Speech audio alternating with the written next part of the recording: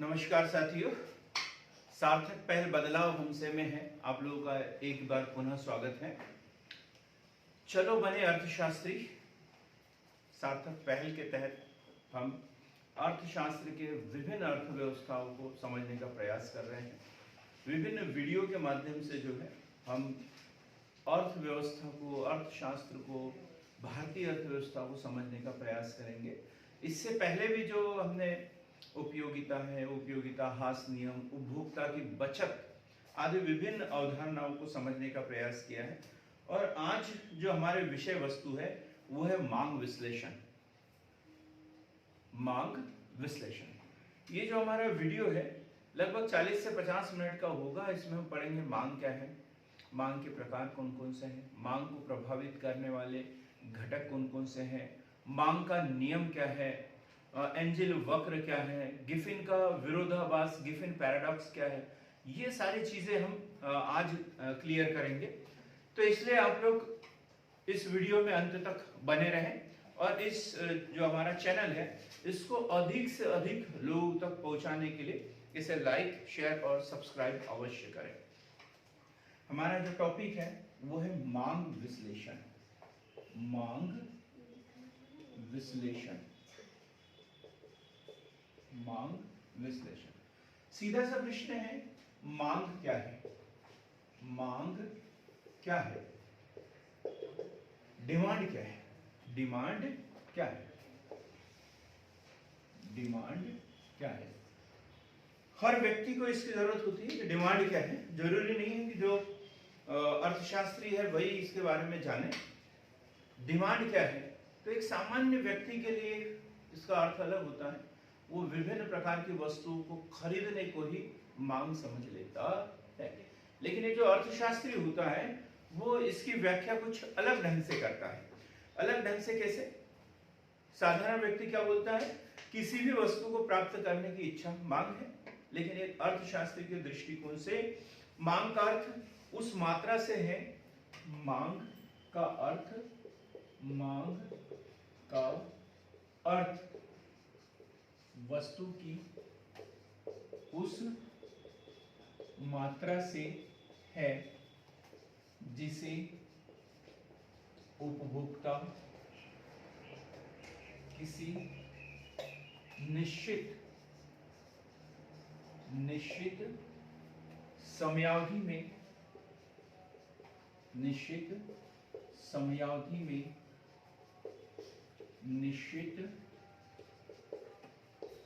कीमत पर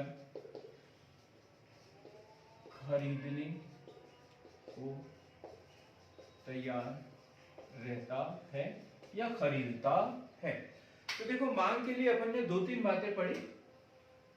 तो एक वस्तु होना चाहिए मांग के लिए, और निश्चित समयावधि और निश्चित कीमत। तो हमें यहाँ में एक नया क्वेश्चन मिलता है, मांग के तत्व या मांग के घटक। मांग के तत्व या मांग के घटक। तो एक है इसमें प्रभावपूर्ण इच्छा, दूसरा है निश्चित कीमत और तीसरा है निश्चित समयावधि। डिटेल में हम पढ़ते हैं। तो हमने पढ़ा कि मांग क्या है। तो मांग किसी वस्तु की वह मात्रा है जो किसी निश्चित समयावधि में निश्चित कीमत पर उपभोक्ता द्वारा क्रय की जाती है या क्रय करने के लिए तैयार रहता है, ये मांग है। तो अब इसके घटक जो है प्रभावपूर्ण इच्छा। प्रभावपूर्ण इच्छा मतलब किसी वस्तु को प्राप्त करने की इच्छा। तो प्रभावपूर्ण इच्छा में पहला शब्द है इच्छा, दूसरा है इच्छा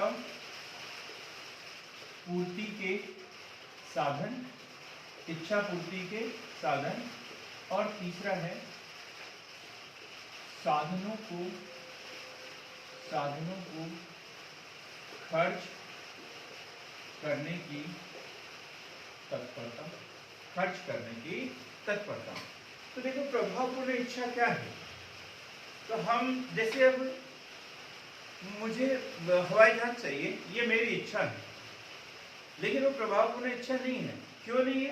क्योंकि मेरे पास हवाई जहाज को खरीदने के लिए पैसे नहीं है, तो फिर वो प्रभावपूर्ण इच्छा नहीं है। एक व्यक्ति चाहता है कि उसके घर में जो है 42 इंच का एलईडी टीवी लगा है, एलईडी लगा रहे, ये इच्छा है उसकी। उसके पास पैसे भी हैं, किस्मत से देखो तो उसके पास में 35,000 रखे हुए हैं, लेकिन वो उन पैसों को खर्च करना ही नहीं चाहता, खर्च करने की हिम्मत ही नहीं है, तो उसे भी प्रभावपूर्ण इच्छा नहीं कहेंगे। प्रभावपूर्ण इच्छा तब कहलाती है जब हमारी इच्छा हो, उस इच्छा को पूरा करने के हमारे पास साधन हो, साथ ही साधनों को खर्च करने की तत्परता, उन पैसों को खर्च करने की हिम्मत हो, तो ऐसी इच्छा को हम प्रभावपूर्ण इच्छा कहते हैं। और दूसरा क्या है? निश्चित कीमत। निश्चित कीमत, मार्केट में, बाजार में जब कोई वस्तु खरीदी बेची जाती है तो उसका महत्वपूर्ण घटक होता है कीमत, कि इस कीमत पर मैं इतनी सामग्री बेचने के लिए तैयार हूं। जैसे किसान के पास में जब गेहूं का उत्पादन होता है तो पूरा बेचने के लिए तैयार नहीं होता, पूरा इकट्ठे नहीं बेचता। जब उसे एक निर्धारित कीमत देखता है कि ये कीमत रहेगी तो बेचूंगा, और यदि कीमत कम रहती तो फिर नहीं बेचूंगा। लेकिन चूंकि उसकी जरूरतें हैं, तो वो जरूरत को पूरा करने के लिए कुछ वस्तु कम कीमत पर बेच सकता है, तो कुछ वस्तु वो अधिक कीमत पर खरीद भी सकता है, तो इस तरीके से एक निश्चित कीमत, मांग की जब भी गणना की जाएगी तो उसके लिए कीमत बताना आवश्यक होगा कि इस कीमत पर यह वस्तु इतनी मांगी गई है। कीमत बढ़ेगी तो उसकी मांग कम हो जाएगी, और कीमत कम होगी तो उसकी मांग बढ़ जाएगी। तो मांग का दूसरा जो घटक है निश्चित कीमत, और तीसरा है निश्चित समयावधि। जब मांग की गणना की जाती है, किसी वस्तु की मांग को यदि देखा जाए तो पॉइंट ऑफ टाइम से इसकी गणना नहीं होती, वो होता है पीरियड ऑफ टाइम, एक समयावधि में। ये मतलब 6 महीने के अंदर, 3 महीने के अंदर, दिसंबर से लेकर 1 जनवरी से लेकर 31 दिसंबर 2022 तक, तो ये मांग, ऐसे उसके लिए समयावधि बताना बहुत जरूरी है। बिना समयावधि के मांग की हम गणना नहीं कर सकते। यदि हम बोले कि 15 सितंबर को 4 बजे इतनी मांग थी, तो ये मांग नहीं है, ये मांग की अवधारणा ही नहीं है। तो हमने पढ़ा मांग क्या है। तो मांग का अर्थ वस्तु की उस मात्रा से लगाया जाता है जिसे उपभोक्ता किसी निश्चित समयावधि में निश्चित कीमत पर खरीदता है। और मांग के कितने घटक हैं? 3, प्रभावपूर्ण इच्छा, निश्चित कीमत और निश्चित समयावधि। तो प्रभावपूर्ण इच्छा कब होती है? जब कोई इच्छा हो, उस इच्छा को पूरा करने के साधन हो, और साथ ही साधनों को खर्च करने की तत्परता हो। एकदम क्लियर हो गया होगा मांग क्या है और मांग के प्रमुख घटक कौन कौन से होते हैं। इच्छा कब प्रभावपूर्ण इच्छा बनती है? छोटा सा क्वेश्चन था, इच्छा कब प्रभावपूर्ण इच्छा बनती है? तो जब कोई इच्छा को पूरा करने के हमारे पास साधन हो और उन साधनों को खर्च करने की तत्परता हो, तो ऐसी इच्छा को क्या कहते हैं? प्रभावपूर्ण इच्छा, या इसके लिए हम एक शब्द और इस्तेमाल करते हैं, आवश्यकता। इसे हम क्या कह सकते हैं? आवश्यकता भी कह सकते हैं। तो कोई भी वस्तु की आवश्यकता कब मानी जाती है? जब उस वस्तु को प्राप्त करने की हमारे पास इच्छा हो, उस इच्छा को पूरा करने के हमारे पास साधन हो, साथ ही उन साधनों को खर्च करने की तत्परता हो, तो हमारी आवश्यकता है। हमारे घर में 10 लाख रुपए हैं, हम चाहते हैं कि एक 4 व्हीलर ले ली जाए, लेकिन बार बार यही सोचते रहते हैं कि साला पैसा खर्च कर देंगे तो हमारे पास बचेगा नहीं, कुछ बचेगा नहीं, और इस चक्कर में हम पैसा खर्च नहीं कर पा रहे हैं, कार नहीं खरीद रहे हैं। तो फिर अब हमारी वो आवश्यकता होगी क्या कार? नहीं, क्योंकि हमारे पास पैसे तो हैं, इच्छा भी है, लेकिन उस इच्छा को खर्च करने की तत्परता नहीं है, तो उसे हम ना तो प्रभावपूर्ण इच्छा कहेंगे और ना ही हम उसे आवश्यकता कहेंगे। क्लियर एकदम। अब आगे देखते हैं मांग के प्रकार। मांग के प्रकार क्या है? मांग के प्रकार, तो सबसे पहला है कीमत मांग। कीमत मांग। मांग के प्रकार में पहला है कीमत मांग। हम अगला घटक पढ़ेंगे वस्तु की कीमत को, वस्तु की मांग को प्रभावित करने वाले तत्व। तो वस्तु की मांग को प्रभावित करने वाला जो सबसे महत्वपूर्ण घटक है वो है किसी भी वस्तु की कीमत। वह वस्तु की कीमत। जब भी हम बाजार में जाते हैं तो हम देखते हैं वस्तु और फिर देखते हैं उसकी कीमत, फिर देखते हैं उसकी कीमत। तो मांग को प्रभावित करने वाला महत्वपूर्ण तत्व कौन सा है? कीमत। तो एक प्रकार कौन सा हो गया? कीमत मांग, प्राइस डिमांड, प्राइस डिमांड। अब इसमें क्या होगा, किसी वस्तु की कीमत बढ़ती है तो मांग अपने आप घट जाती है। किसी वस्तु की कीमत बढ़ने पर मांग घट जाती है और कीमत घटने पर उसकी मांग बढ़ जाती है। ये कीमत मांग हमेशा ऐसे ही होता है। जैसे कार की कीमत कम होती है, लोग बाग खरीदने के लिए तैयार हो जाते हैं, कीमत बढ़ जाती है तो उसे खरीदना बंद कर देते हैं। पेट्रोल की कीमत कम होती है तो लोग बाग घरों से गाड़ियां निकालना शुरू कर देते हैं, और जैसे उसकी कीमत बढ़ती है लोग बाग गाड़ियों को धो-धा के घर में ढक के रख देते जाते हैं और सार्वजनिक वाहन से सफर करना शुरू कर देते हैं। तो ये क्या है? कीमत मांग।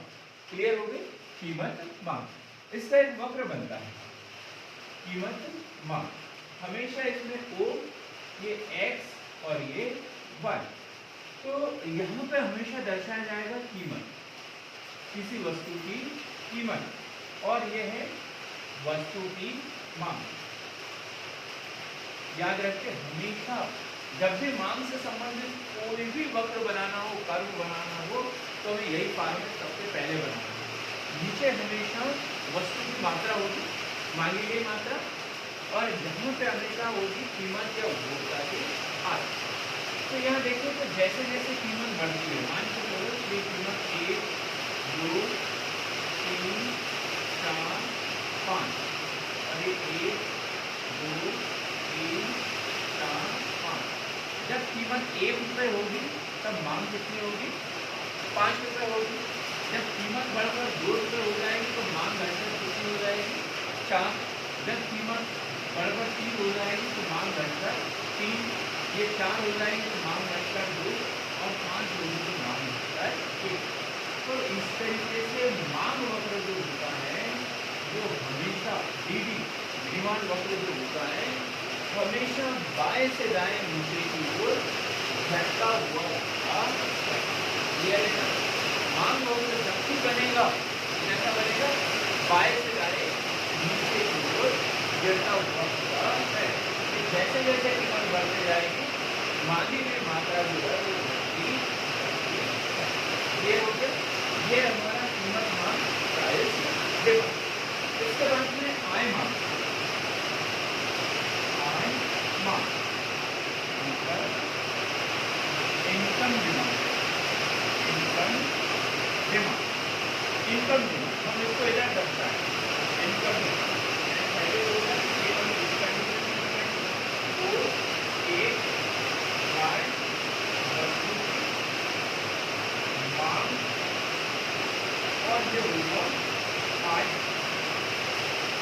उपभोक्ता की आय।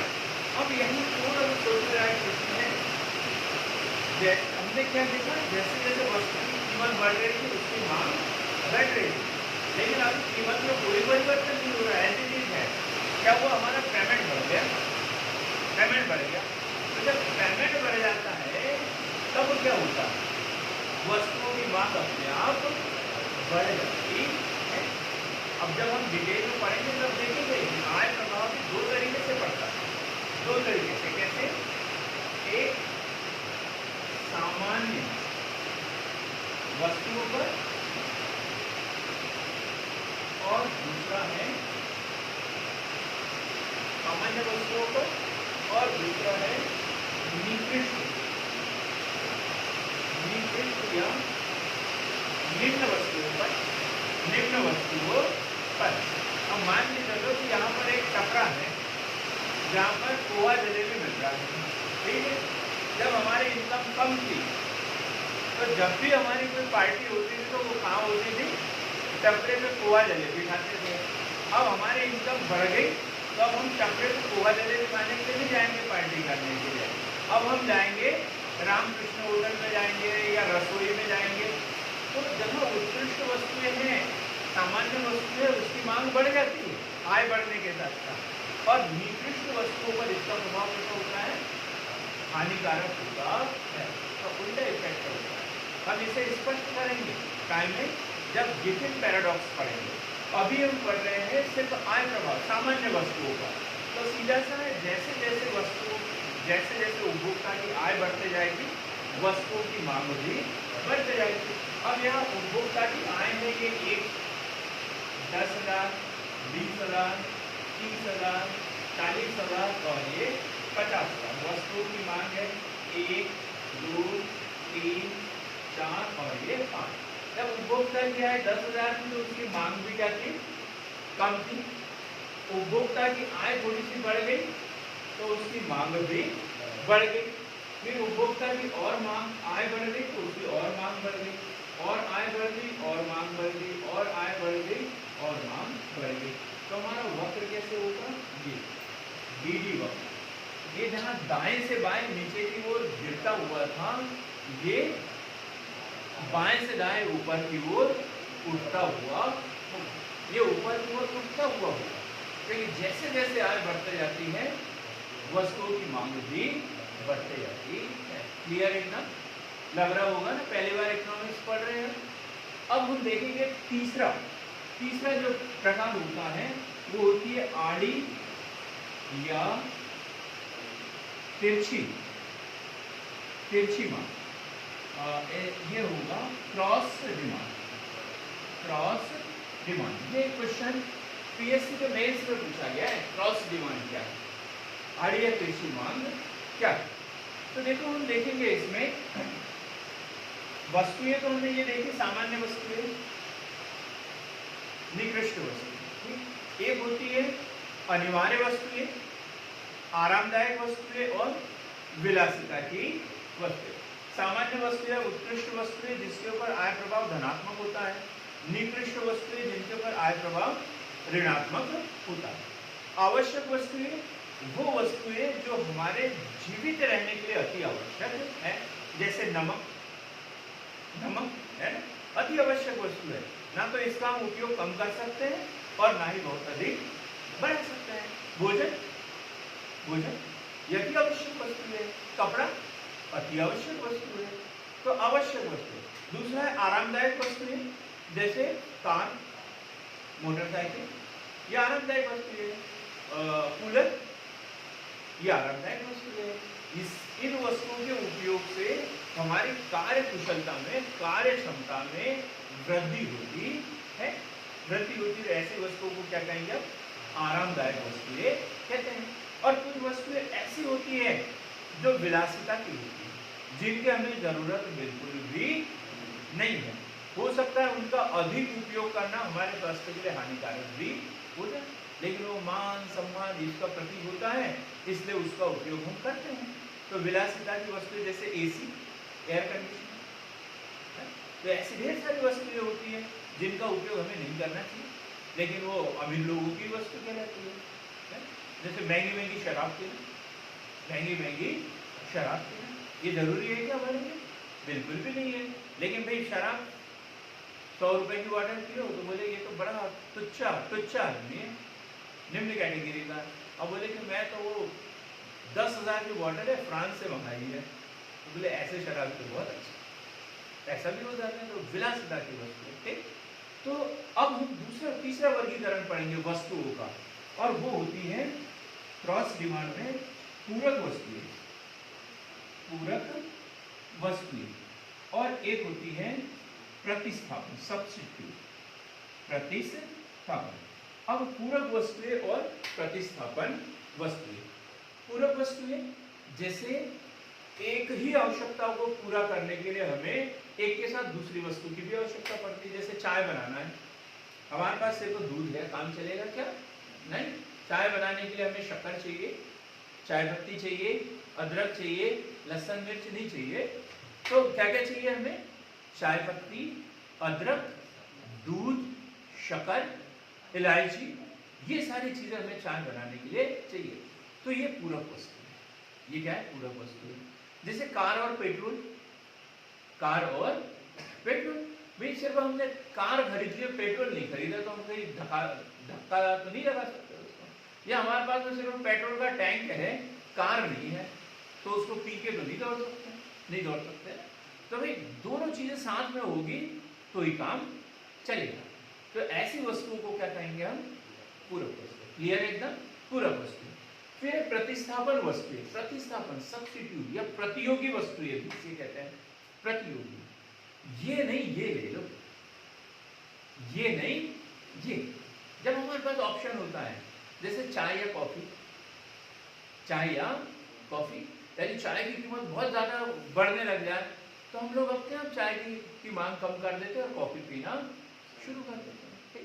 यदि कॉफी की कीमत अचानक कम होने लग जाए और चाय जैसा का वैसे ही है, तो भी हम चाय पीना बंद कर देंगे, कॉफी पीना शुरू कर देंगे, क्योंकि उसकी कीमत कम हो रही है। कीमत कम होने पर मांग अपने आप बढ़ जाती है।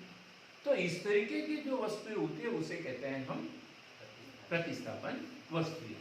एक और उदाहरण हमारे पास में गुड़ और शक्कर। गुड़ और शक्कर दोनों मिठास के लिए उपयोग में लाया जाता है।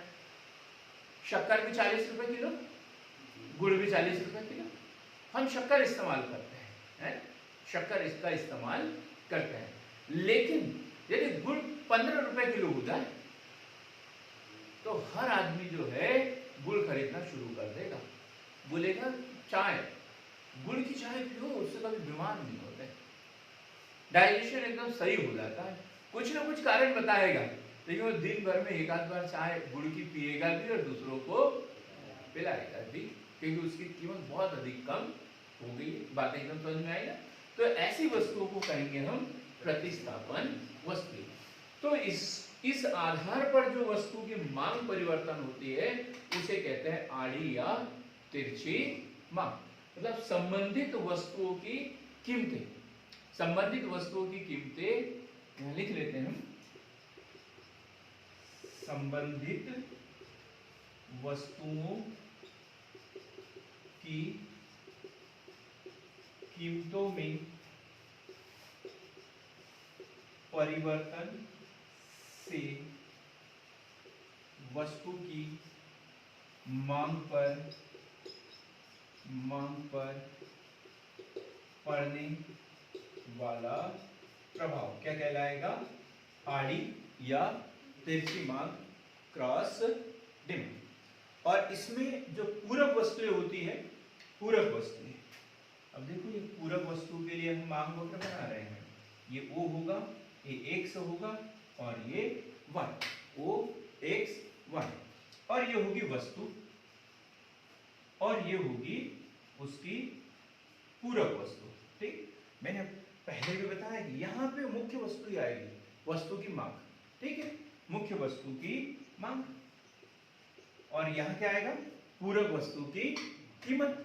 पूरक वस्तु की कीमत 1 2 3 4 5, ये नीचे है कार, नीचे है कार, और ऊपर क्या बना रहे हैं हम? पेट्रोल।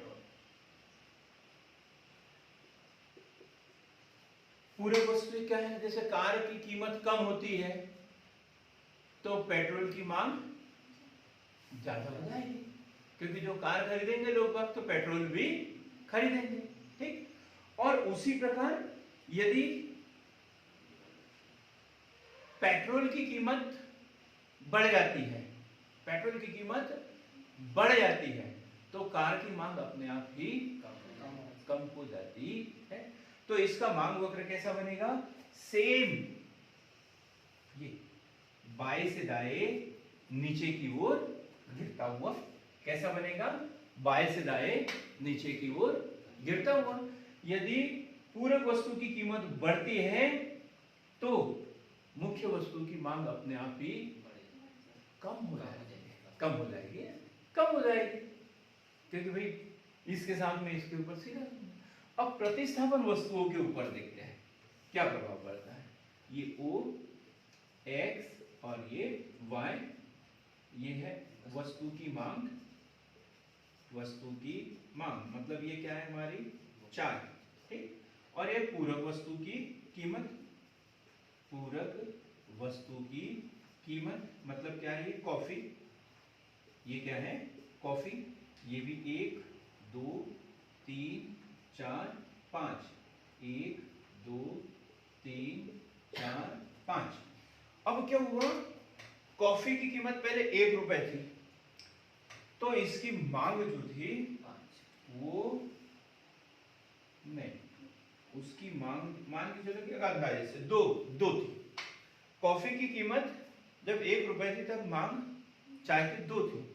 अब कॉफी की कीमत अपने आप 3 हो गई, क्या हो गई 3, तो ये मांग इसकी बढ़ जाएगी। अब कॉफी खरीदना लोग बाग बंद कर देंगे और क्या खरीदना शुरू कर देंगे, चाय। तो इसका जो वक्र होता है सेम कैसे बनता है, आय मांग वक्र की तरह नीचे से ऊपर की ओर उठता हुआ, दाएं से बाएं नीचे की ओर उठता हुआ बनता है।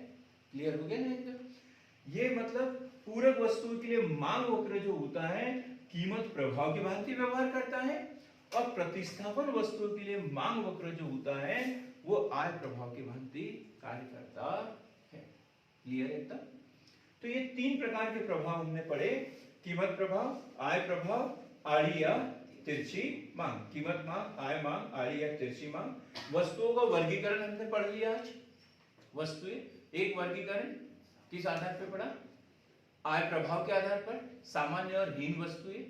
दूसरा हमने पढ़ा उपयोग के आधार पर, आवश्यक वस्तुएं या अनिवार्य वस्तुएं, आरामदायक वस्तुएं और विलासिता की वस्तुएं। और तीसरा पढ़ा हमने कौन सा, तीसरा पढ़ा मांग प्रभाव के आधार पर, प्रतिस्थापन वस्तुएं और पूरक वस्तुएं, प्रतिस्थापन वस्तुएं और पूरक वस्तुएं।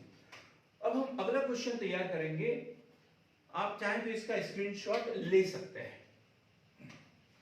इतना आसान नहीं होता इकोनॉमिक्स समझना, थोड़ा सा दिमाग लगाना पड़ता है, लेकिन बार बार पढ़ते रहेंगे, बार बार वीडियो को देखते रहेंगे तो बिल्कुल समझ में आ जाएगा। कई लोग ऐसे भी होंगे जिन्होंने इकोनॉमिक्स से पीजी किया होगा, लेकिन उनको भी ये बात उतने अच्छे से जल्दी समझ में नहीं आती है।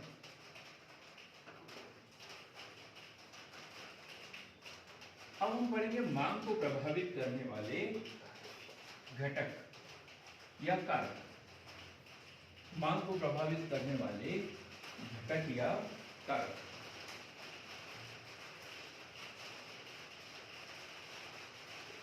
मांग को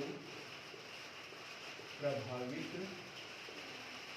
करने वाले घटक, मांग को प्रभावित करने वाले घटक। तो अभी हमने पढ़ लिया, नंबर 1 है वस्तु की कीमत, वस्तु की कीमत, price of commodity, price of commodity. वस्तु की कीमत और मांग के बीच में हमेशा उल्टा संबंध होगा। कीमत बढ़ने पर मांग कम हो जाती है और कीमत घटने पर मांग बढ़ जाती है, सीधा सा फंडा है एकदम। और इसको समझने के लिए हमें कहीं और जाने की जरूरत नहीं है, अपने आप को देख लो। हम जब मार्केट में जाते हैं, यदि सब्जी भाजी लेने के लिए जा रहे हैं, टमाटर यदि 100 रुपए किलो हो जाए तो हम आधा किलो ले लेते हैं, और 20 रुपए किलो हो जाए तो फिर 2.5 किलो ले लेते हैं 50 रुपए। स्वाभाविक सी बात है एकदम, है ना। प्याज के साथ में ऐसा होता है, प्याज जब 10 रुपए किलो रहते हैं तो 2 किलो आते हैं, और जब 40 रुपए किलो होते हैं तो सप्ताह भर के 1 किलो आते हैं। सामान्य सा उदाहरण दिए तो है वस्तु की कीमत, price of commodity. Third, second है उपभोक्ता की आय, उपभोक्ता की आय, इनकम, इनकम ऑफ कंज्यूमर। तो कंज्यूमर की आय का भी इफेक्ट पड़ेगा, कंज्यूमर की आय का भी इफेक्ट पड़ेगा। उपभोक्ता क्या, आय बढ़ेगी तो मांग बढ़ जाएगी, आय कम होगी तो मांग भी कम होगी। अपन ने देखा जैसे जैसे आय बढ़ती जाती है, मांग बढ़ती जाती है ऊपर की ओर। क्लियर है एकदम? पहले हम समझ चुके हैं इसे। फिर है संबंधित वस्तुओं की कीमतें। संबंधित वस्तुओं की कीमतें अभी पढ़ा हमने। संबंधित वस्तुएं जो होती है कौन कौन सी? पूरक वस्तुएं और प्रतिस्थापन वस्तुएं। पूरक वस्तुओं के ऊपर विपरीत प्रभाव पड़ता है। प्रतिस्थापन वस्तुएं कीमत बढ़ने के साथ मांग बढ़ जाती है, कीमत घटने के साथ मांग घट जाती है। और पूरक वस्तुएं कीमत बढ़ेगी तो मांग कम हो जाएगी, पूरक वस्तुएं कीमत घटेगी तो मांग बढ़ जाएगी। इस तरीके से तो ये पढ़ा अपन ने price of related goods. Price of related goods. अगला जो प्रभावित करने वाला घटक है वो है रुचि, फैशन, रीति रिवाज। रुचि, फैशन व रीति रिवाज। रीति रिवाज देखो, पहले आज से हम 5 साल 6 साल पहले की बात करें, ज्यादा पीछे नहीं जाते, तो हर घर में जो टीवी होता था वो कम से कम 2-2.5 फीट ऐसा चौड़ा भी होता था। जितना आगे सामने पार्ट दिखता था ना, उससे ज्यादा वो लंबा हुआ करता था, है ऐसा टीवी रखा हुआ होता था। और दहेज में देने के लिए टीवी खरीदते थे, कलर टीवी।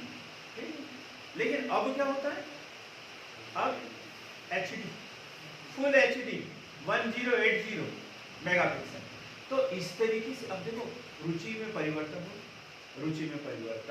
हो गया। ठीक, आज से 4 साल 5 साल पहले 90% लोगों के पास कीपैड मोबाइल हुआ करता था। आज सबके पास में स्मार्टफोन है। हुआ ना रुचि फैशन में परिवर्तन। तो फैशन में जब परिवर्तन होगा तो वस्तुओं की मांग में भी परिवर्तन होगा। अब पुराने जमाने की वस्तुएं अभी थोड़ी खरीदेंगे, नहीं खरीद सकते। जो चलन में होगी वही वस्तुएं हम खरीदेंगे। अब जैसे लैपटॉप और कंप्यूटर सिस्टम, तो कंप्यूटर सिस्टम जो है डेस्कटॉप जिसे कहते हैं, उसको अब हम लोग लेना पसंद नहीं करते। अब हम लैपटॉप लेते हैं कि लैपटॉप जो है उसको एक स्थान से दूसरे स्थान पर कहीं पे भी ले जा सकते हैं, फोल्डेबल होता है। और जो डेस्कटॉप होता है वो स्थायी होता है, उसको लेकर नहीं जा सकते। तो फिर ऐसी चीजें हम क्यों खरीदें? तो यह रुचि, फैशन, आदत में परिवर्तन। क्लियर हो गया? Preference, fashion and customs. अब है धन का वितरण। धन का वितरण, ये महत्वपूर्ण पॉइंट है। धन का वितरण। धन का वितरण मित्रों 2 तरीके से होता है, समान और असमान। समान और असमान। जब धन का वितरण समान होता है तो फिर वस्तुओं की मांग बढ़ जाती है। जैसे बैतूल की जनसंख्या 1 लाख है, सबके पास में पैसा है तो सब लोग वस्तुएं खरीदेंगे दीपावली पे, है ना? और यदि मान लीजिए धन का वितरण असमान है, 10 लोगों के पास में बहुत अधिक पैसा है और बाकी लोगों के पास में कोई पैसा नहीं है, तो ये बेचारे दाल नमक ही खरीदेंगे जो जरूरी है। और वो 10 लोग कितनी वस्तुएं खरीदेंगे? नहीं खरीद सकते। तो भाई जहां धन का वितरण समान होगा वस्तुओं की मांग बढ़ जाएगी, धन का वितरण असमान होगा तो वस्तुओं की मांग घट जाएगी, कम हो जाएगी। क्लियर है पॉइंट भी? धन का वितरण। इसके बाद है मुद्रा की मात्रा। मुद्रा की मात्रा हम बोलते हैं मुद्रा संकुचन और मुद्रा स्फीति। मुद्रा स्फीति, इन्फ्लेशन बोलते हैं, मुद्रा स्फीति। क्या होता है? जब चलन में मुद्रा की मात्रा बढ़ जाती है, लोगों के पास बहुत अधिक पैसा होता है, महंगाई बढ़ जाती है और लोग कम अधिक कीमत पर भी वस्तुएं खरीदने के लिए तैयार रहते हैं, पैसा ही रहता है उनके पास में, तो अधिक कीमतों पर भी वस्तुएं खरीदने के लिए तैयार रहते हैं। तो चलन में मुद्रा की मात्रा जैसे जैसे बढ़ते जाएगी वस्तुओं की मांग भी बढ़ती जाएगी, और चलन में मुद्रा की मात्रा कम होगी वस्तुओं की मांग भी कम हो जाएगी। सीधा सा फंडा है एकदम। आगे है जलवायु एवं मौसम। जलवायु एवं मौसम। अब ये तो ज्योग्राफी का है, लेकिन हमें इसमें पढ़ना पड़ेगा climate and season. Climate and season, climate and season. तो क्लाइमेट क्या होता है? क्लाइमेट जलवायु, जैसे बारिश, ठंड, सूर्य तप, हवा, इसकी जो अस्थाई, क्या क्या बताया? बारिश, सूर्य तप, हवा, इसकी जो बादल का बनना, ये जो अस्थाई जो बातें हैं वो कहलाता है मौसम, वो कहलाता है मौसम। और जो इसकी लंबी अवधि की जो परिस्थिति है वो क्या कहलाती है? जलवायु। जैसे भारत में मौसम बदलते रहता है, कभी गर्मी का मौसम आ जाता है, कभी ठंडी का मौसम आ जाता है, कभी बारिश का मौसम आ जाता है, ये मौसम है, ठीक। लेकिन जलवायु भारत की कैसी है? उष्ण कटिबंधीय है, उष्ण कटिबंधीय।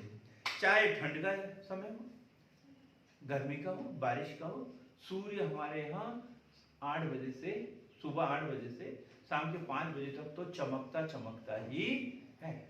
अभी बारिश का मौसम चल रहा है, हमें गर्मी हो रही है, मतलब गर्मी का मौसम हमारे 12 महीने रहता है, ठीक। तो क्या समझ में आया ना? जलवायु क्या है? लंबी अवधि की प्रवृत्ति, और मौसम क्या है? अल्पकालीन, 1 दिन, 2 दिन, 15 दिन, महीना भर, 4 महीने। ये जो हवा पानी की जो स्थिति होती है इसे क्या कहते हैं? मौसम। और लंबे समय की 10 साल, 20 साल, 50 साल की जो स्थिति कहलाती है वो क्या कहलाती है? जलवायु। अब हम यहाँ देखते हैं इसका वस्तु की मांग पर क्या प्रभाव पड़ता है, इसका वस्तु की मांग पर क्या प्रभाव पड़ता है। अभी कुछ दिन पहले बारिश लगी थी, जुलाई में, जून में बारिश थी। तो जब हम मार्केट में जाते थे तो सबसे ज्यादा हमें क्या देखते थे? छाते, रेनकोट, छाते और रेनकोट दिख रहे थे और हम लोग खरीद भी रहे थे। उसी प्रकार अब जैसे ये बारिश का मौसम चल जाएगा अक्टूबर नवंबर में, तो हर दुकान में स्वेटर, जैकेट, शॉल, कंबल ये सब दिखने लग जाएगा। तो ये हुआ ना, जलवायु और मौसम के अनुसार वस्तुओं की मांग बदलते रहती है। अब गर्मी के दिनों में कोई स्वेटर की दुकान लगाए, कोई खरीदेगा क्या? नहीं। जम्मू कश्मीर में जाए और कोई बोले कि ये सूती कपड़ा ले लो, बहुत पतला है, लाइट वेट है, तो वो खरीदेंगे क्या? नहीं। वो उनको तो मोटे कपड़े चाहिए, क्योंकि वहां ठंड ज्यादा पड़ती है। लेह लद्दाख में पतले कपड़े खरीदेगा कोई? जो जयपुरी जूती आप लेह लद्दाख में बेच सकते हो क्या? नहीं बेच सकते। वो तो वहीं बेचेंगे जहां गर्मी बहुत ज्यादा होती है। क्लियर हुई ना बात? तो मौसम और जलवायु के अनुसार भी वस्तुओं की मांग परिवर्तित होते रहती है। फिर जनसंख्या, जनसंख्या। अब इसको समझने के लिए कहीं दूर जाने की जरूरत नहीं है, अपने घर में ही अंदाजा लगाओ कि 7 लोग हैं घर में, रविवार के दिन बाजार करने के लिए जाते थे, सब्जी भाजी कितना लेके आए, और फिर क्या हुआ? 3 लोग जो है वो पढ़ने के लिए बाहर चले गए। अब कितना लेके आते हैं? अब कितना लेके आते हैं, है? तो यही हुआ ना भाई, जनसंख्या बढ़ेगी तो वस्तुओं की मांग बढ़ेगी, जनसंख्या कम होगी तो वस्तुओं की मांग भी कम। तो जनसंख्या का भी प्रभाव पड़ता है कि पहले जब 1947 में, 1950-51 में हमारे देश की जनसंख्या 36 करोड़ थी, तब हमें कम खाद्यान्न की आवश्यकता पड़ती थी। आज हमारे देश की जनसंख्या 2011 के अनुसार ही 121 हो गई है, और अभी क्या चल रहा है? 2022 चल रहा है, तो लगभग जनसंख्या 135 करोड़ के लगभग हो चुकी है। तो अब तो मांग बढ़ेगी खाद्यान्न की, ठीक। तो जहां जनसंख्या बढ़ेगी, मांग अपने आप ही बढ़ जाती है। फिर उपभोग प्रवृत्ति, उपभोग प्रवृत्ति, उपभोग प्रवृत्ति, उपभोग प्रवृत्ति, प्रोस्पेंसिटी टू कंज्यूम, प्रोस्पेंसिटी टू कंज्यूम, उपभोग प्रवृत्ति। एक ऑफिस में 4 कर्मचारी हैं, चारों का जो वेतन है वो 20-20 हजार रुपए है, चारों का वेतन 20-20 हजार रुपए है। 2 लोगों को कोई शिकायत नहीं है वेतन से, 2 लोगों को कोई शिकायत नहीं है। एक व्यक्ति जो है वो 15,000 रुपए अपना गुजारा भी कर रहा है, गुजारा भी कर रहा है, और 5,000 रुपए की SIP भी चल रही है उसकी, और एक व्यक्ति ऐसा भी है जो बार बार रोते रहता है, यार 20,000 का कुछ होता ही नहीं है, कुछ होता ही नहीं है, कुछ होता ही नहीं है, हमेशा मेरे को उधार लेना पड़ता है, ऐसा बोल रहा है। क्यों? क्योंकि ये डिपेंड कर रहा है उनके खर्च करने की प्रवृत्ति के ऊपर। कुछ लोग अनावश्यक भी खर्च कर लेते हैं, घर से बाहर निकलते बराबर गुटखे की दुकान पे जाएंगे, वहां गुटखा खाएंगे, 2 पान भी रख लेंगे, ऑफिस जाएंगे तो जाते बराबर 2 सिगरेट रख लेंगे, आते समय एक बियर की बोतल ले आएंगे, 10 जोड़ी उनके कपड़े रहेंगे अलग अलग, प्रेस वाली दुकान पे जाएंगे। अब ये खर्च करने की प्रवृत्ति इसके ऊपर भी डिपेंड करेगा। यदि हमारी उपभोग प्रवृत्ति अधिक है तो हम अधिक वस्तुएं खरीदेंगे, और उपभोग प्रवृत्ति नहीं है, कंजूस टाइप है, तो फिर वस्तुएं हम कम खर्च करेंगे। बात है एकदम क्लियर। उपभोग प्रवृत्ति। अब ये सरकारी नीति, सरकारी नीति, सरकारी नीति, government policy, government policy, government policy के ऊपर भी डिपेंड करता है कि हम वस्तुओं की मांग कम कर रहे हैं या अधिक। जैसे अभी पॉलीथीन के ऊपर बैन लगा दिया, पॉलीथीन की मांग अपने आप ही कम हो जाएगी। पॉलीथीन के ऊपर सब्सिडी दे दी, पॉलीथीन की मांग बढ़ जाएगी। अभी बिजली की बात कर रहे हैं, बिजली के ऊपर जैसे 100 यूनिट तक कोई बिल नहीं आ रहा है, तो लोग क्या बोलते हैं, अरे जलाओ यार, बिजली फ्री आ रही है, कम से कम 100 यूनिट तो खर्च होना ही चाहिए।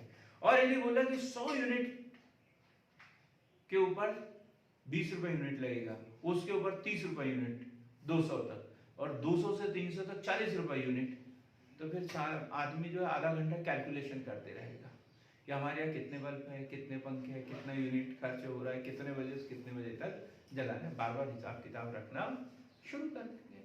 क्लियर हुई ना बात? सरकारी नीति के ऊपर भी अभी सरकार, जैसे चाइना की वस्तुएं खरीदने के ऊपर हम लोग विश्वास नहीं करते, बार बार जो है स्वदेशी स्वदेशी स्वदेशी बोला जा रहा है, तो स्वाभाविक सी बात है स्वदेशी वस्तुओं की मांग बढ़ जाएगी और विदेशी वस्तुओं की मांग कम हो जाएगी। क्लियर हुआ ना एकदम? विदेशी वस्तुओं की मांग कम हो जाती है। तो क्लियर है ये सरकारी नीति। एक बड़ा महत्वपूर्ण पॉइंट है, इसको समझना थोड़ा सा कठिन होता है, भावी कीमतें। भावी कीमतें, अभी तक हमने क्या पढ़ा? कीमत बढ़ने पर मांग कम हो जाती है, पढ़ा ना? कीमत बढ़ने पर मांग कम हो जाती है और कीमत घटने पर मांग अपने आप बढ़ जाती है। लेकिन अभी मान के चलो कि मई का महीना है, मई, और प्याज की कीमत कितनी है? 10 रुपए केजी। जून आया शुरुआत में और ये हो गया 20 रुपए केजी। तो यहां हमने मई में लाए थे 2 केजी और जून में लाए हमने 50 केजी। 50 केजी ले आए। क्यों? कि जबकि कीमत तो बढ़ी थी, हमें मांग कम करना चाहिए था ना, लेकिन हमने मांग अचानक बढ़ा दी। क्यों? क्योंकि हमें पता है जुलाई में 50 रुपए हो जाएंगे और अगस्त में 100 रुपए हो जाएंगे। तो ये कीमतें अब भावी संभावना बन गई है कि आगे कीमत बढ़ने वाली, तो हम स्टॉक करके रख देंगे। क्लियर हुई ना बात है? तो भावी कीमतें, भावी कीमतें, यदि भविष्य में कीमतें घटने की संभावना है, अब मान के चलो कि अगस्त के बाद सितंबर, अक्टूबर में 20 रुपए किलो है, तो भी हम 2 ही किलो लेंगे। क्यों? क्योंकि हमें मालूम है कि नवंबर में 10 रुपए किलो होने वाले हैं, अब हम ज्यादा नहीं खरीदेंगे। बोलेंगे अभी क्या भाव चल रहा है, अरे अभी 2-4 दिन रुक जाओ और कम हो जाएगी। जैसे कोई गाड़ी खरीदता है, दीपावली के समय खरीदता है मोटरसाइकिल वगैरह, या फिर दिसंबर में खरीदते हैं, क्योंकि मालूम है कि मार्च, मतलब दीपावली के समय, दिसंबर एंड में, मार्च एंडिंग में जो है विभिन्न प्रकार की छूट वगैरह मिलती है, तो कीमतें क्या हो जाती है? कम हो जाती है। तो उस समय वस्तु 2 बार खरीदना शुरू कर देते हैं। ठीक, क्लियर होगी ना बात? भविष्य में यदि वस्तु की कीमतें घटने की संभावना हो, बढ़ने की संभावना हो, तो भी उसका प्रभाव वस्तु की मांग पर पड़ता है। क्लियर होगा? क्या क्या पढ़ा आज हमने? वस्तु की मांग क्या है, मांग के प्रमुख घटक कौन कौन से, तत्व कौन कौन से हैं, मांग के प्रकार, कीमत मांग, आय मांग और आड़ी या तिरछी मांग, क्रॉस डिमांड। फिर हमने पढ़ा वस्तुओं के प्रकार, वस्तुओं को कितने प्रकार से विभाजित किया जा सकता है। और फिर पढ़ा हमने मांग को प्रभावित करने वाले घटक, मांग को प्रभावित करने वाले घटक। अब हम पढ़ेंगे मांग का नियम, मांग का नियम।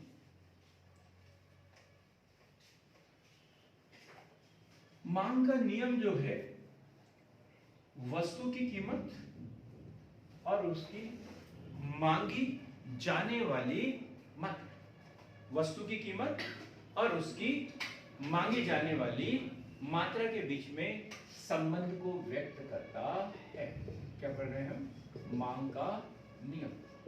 मांग का नियम क्या करता है? ये वस्तु की कीमत व उसकी मांगी जाने वाली मात्रा के संबंध को व्यक्त करता है। यह मांग का नियम है, व्यक्त करता है। ले और कैसा संबंध होता है? उल्टा संबंध, उल्टा संबंध होता है, विपरीत संबंध होता है। कैसे? कीमत बढ़ेगी तो मांग घट जाएगी और कीमत घटेगी तो मांग बढ़ जाएगी। अब हम एक एग्जांपल ले लेते हैं। यहाँ पे मान के चलिए आइसक्रीम, आइसक्रीम का उदाहरण ले लें। यह है कीमत और यह है मांग। कीमत है 1, 2, 3, 4, 5। तो 1 रुपए कीमत होगी तो ज्यादा मांग करेंगे।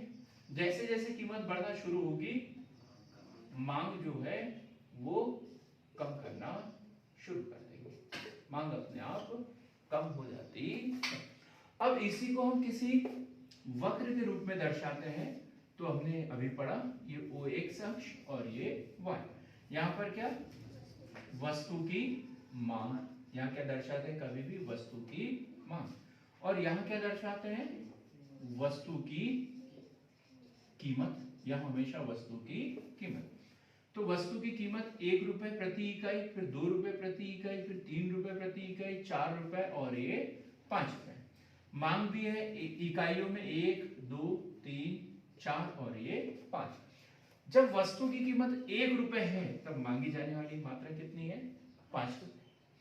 जब वस्तु की कीमत बढ़कर 2 हो जाती है तो मांग घटकर कितनी हो जाती है? 4। जब वस्तु की कीमत बढ़कर 3 हो जाती है तो मांग घटकर 3। ये 4 होगी तो ये 2 हो जाएगी, ये 5 होगी तो ये 1 हो जाएगी। तो इस तरीके से मांग वक्र जो होता है बाएं से दाएं नीचे की ओर गिरता हुआ होता है। मांग वक्र बाएं से दाएं नीचे की ओर गिरता हुआ होता है।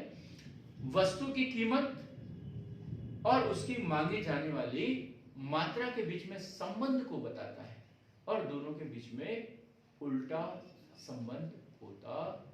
ये क्वेश्चन बार बार एग्जाम में पूछा जाता है कि वस्तु की कीमत और उसकी मांग में कैसा संबंध होता है। तो विपरीत संबंध होता है, उल्टा संबंध होता है। अब इसको एक सेंटेंस के रूप में लिखते हैं। अन्य बातें समान रहने पर। अब अन्य बातें समान रहने पर क्या है? अभी हमने चर्चा की है मांग को प्रभावित करने वाले घटक। 11-12 पॉइंट पढ़े हमने मांग को प्रभावित करने वाले। तो उसमें एक घटक है वस्तु की कीमत और बाकी जितने भी घटक है वो सब क्या है? अन्य बातें। वो सब क्या है? अन्य बातें। कभी भी अन्य बातें क्या है? तो अन्य बातें क्या है? उपभोक्ता की आय, उपभोक्ता की रुचि, फैशन, अन्य वस्तुओं की कीमतें, देशकाल परिस्थिति, सरकारी नीति, मौसम एवं जलवायु की परिस्थितियां, ये सब बातें क्या है? अन्य बातें। और मुख्य बात क्या है? कीमत। तो अन्य बातें समान रहने पर किसी वस्तु की कीमत, किसी वस्तु की कीमत एवं उसकी मांगी जाने वाली मात्रा में विपरीत संबंध पाया जाता है, पाया जाता है। क्लियर एकदम। क्या है मांग का नियम? हमने अर्थ भी पढ़ लिया, सीधा उसको जैसा का वैसा जैसा लिखना वो भी पढ़ लिया, उदाहरण द्वारा भी स्पष्ट कर दिया, ये मांग का नियम है और ये सभी के ऊपर लागू होता है। ऐसा नहीं है कि सिर्फ मैं पढ़ा रहा हूँ मेरे ही ऊपर लागू हो रहा है, ये सभी के ऊपर, चाहे बच्चा हो बूढ़ा हो कोई भी हो। यदि 5 रुपए का भी चिप्स का पैकेट आ रहा है, हम लोग 2 ले लेते हैं, मतलब 5 के चक्कर में कहाँ पड़े, 5 वाले 2 दे देना, ठीक है। अपने बच्चे को खुश कर देते हैं और साथ में कोई रिश्तेदार का बच्चा हो उसको भी खुश कर देते हैं। यदि वही चिप्स का पैकेट 20 रुपए में आए तो बच्चे को डांट देंगे, जब देखो तब मांगती रहता है, उसको मना कर देंगे। जैसी कीमत बढ़ती है मांग क्या हो जाती है, कम हो जाती है। एकदम क्लियर।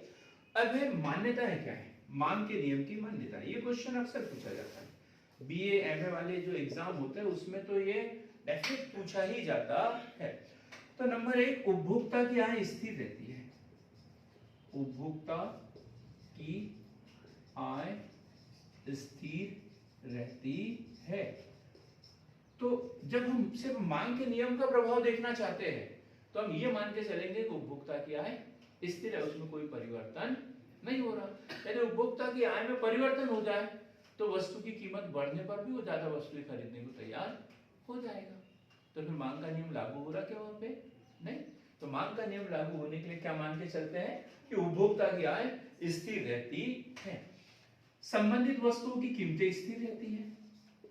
संबंधित वस्तुओं की कीमतें स्थिर रहती है। संबंधित वस्तुओं की कीमतें स्थिर रहती है। संबंधित वस्तुएं कैसी? या तो पूरक होगी या फिर प्रतिस्थापन होगी। अभी पढ़ा हमने, पूरक वस्तुएं जिनके साथ साथ मांग की जाती है, प्रतिस्थापन वस्तुएं जो स्वतंत्र है, एक दूसरे के स्थान पर जिसका उपयोग किया जाता है, इनका अलग अलग प्रभाव पड़ेगा। हम मान के चलते हैं कि इनकी कीमतें स्थिर है या ये वस्तुएं है ही नहीं, प्रतिस्थापन वस्तुएं है ही नहीं। क्लियर होगी ना बात?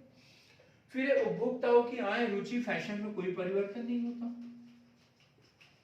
उपभोक्ता की आय रुचि फैशन में परिवर्तन न होना, परिवर्तन न होना, ये भी एकदम सीधा सा पॉइंट है, इससे पहले हम इसको अच्छे से समझ चुके हैं। वस्तुओं की कीमतें, वस्तुओं की कीमतें भविष्य में